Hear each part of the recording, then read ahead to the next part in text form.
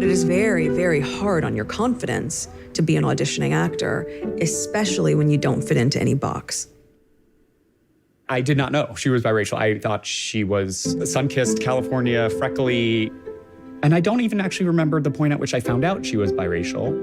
And I think once I found out, I would send her out for black roles. But sometimes I would pitch her for those roles and the casting would be like, what do you mean? So I'd have to be like, well, you know, she's biracial, her mom's black. It's like, well, she doesn't look it.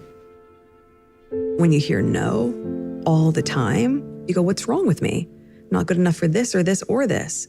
And it triggers the same stuff for me when I was a kid. It's like, where do I fit in? All right, Mark, what do you got?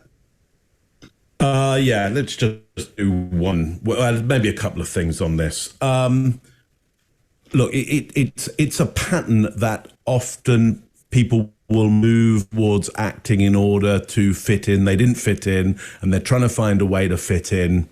And acting is a classic for that. Here's one thing I would say though.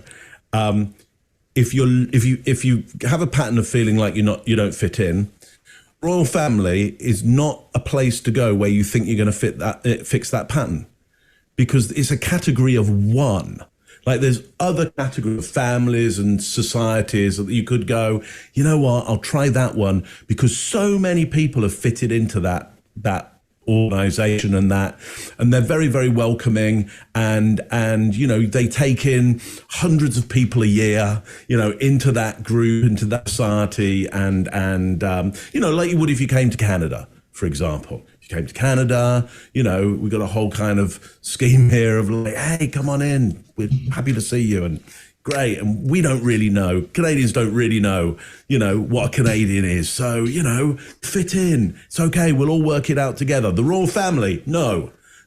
So any amount of research or understanding or having a partner and confiding in that partner, you know, I got a pattern of really feeling like I'm not fitting in.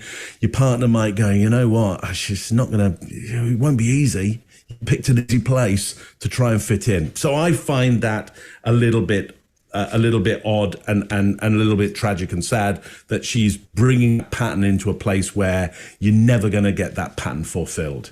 You're never going to get it resolved in the royal family.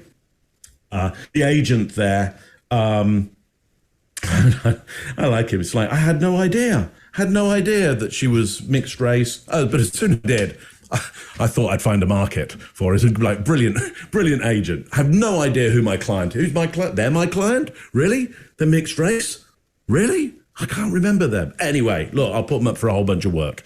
Now that I know that and I've been reminded about them, classic agent.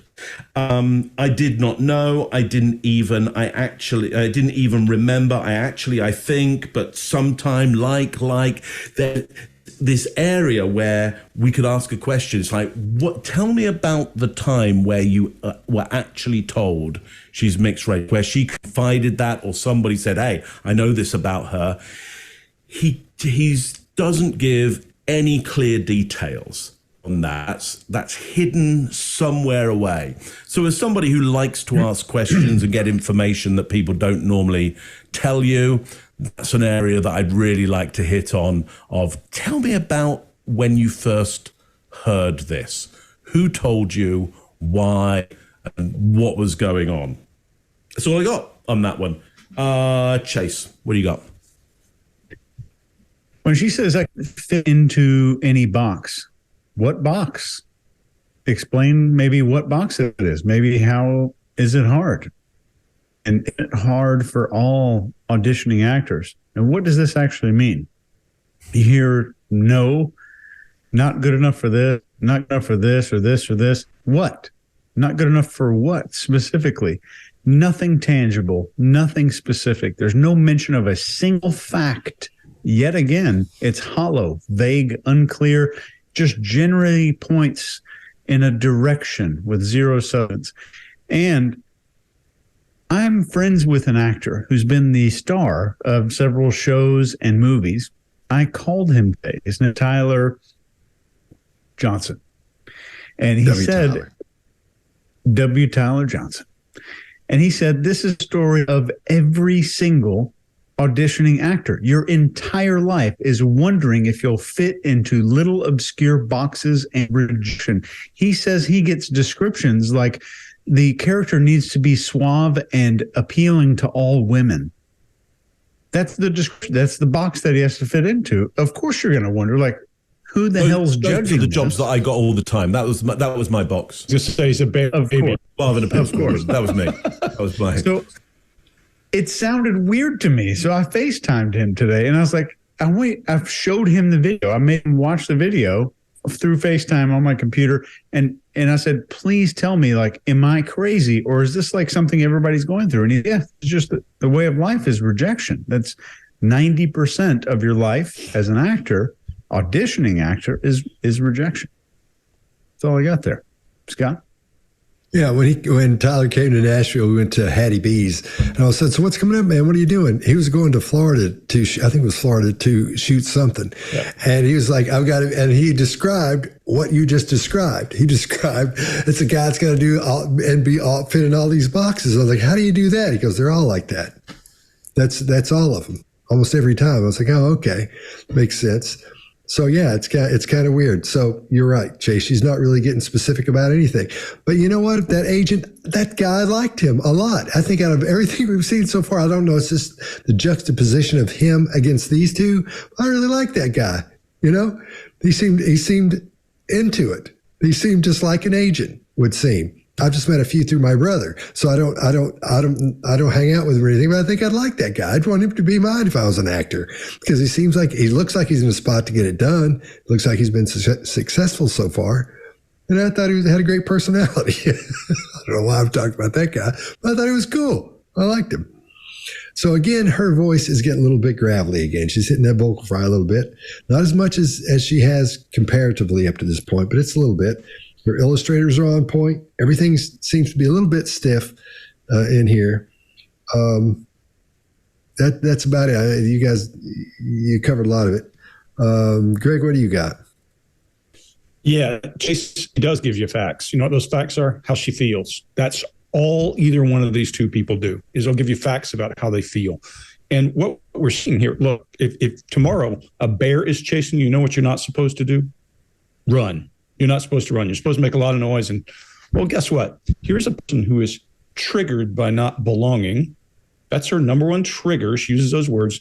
So she marries a guy that there's no way in hell she's ever going to really fit, to Mark's point. And he has issues with the media. If you can't see a business developing here, whether it was intentional or they figured out, hey, I got a hell of a business here, being at odds with the media, this is where we're at. Herb Bader Meinhof, we talked about that earlier. Bob Meinhof was, if you don't know who they were the German Red Brigade. They were a terrorist organization in the 70s and 90s.